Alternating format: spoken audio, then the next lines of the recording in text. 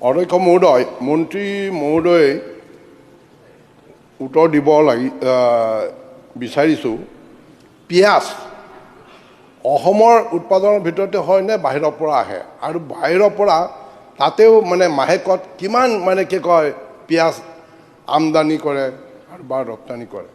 Honorable Minister, specific question, পিঁয়াজৰ ওপৰত।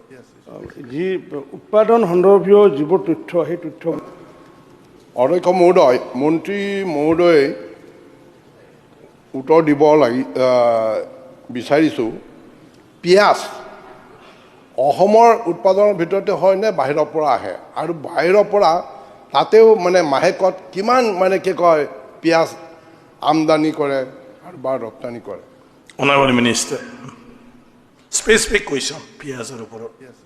যি উৎপাদন সন্দৰ্ভীয় যিবোৰ তথ্য সেই তথ্য অধ্যক্ষ মহোদয়, মন্ত্ৰী মহোদয়ে উত্তৰ দিব বিচাৰিছোঁ, পিঁয়াজ অসমৰ উৎপাদনৰ ভিতৰতে হয় নে বাহিৰৰ পৰা আহে, আৰু বাহিৰৰ পৰা তাতেও মানে মাহেকত কিমান মানে কি কয় পিঁয়াজ আমদানি কৰে আৰু বা ৰপ্তানি কৰে?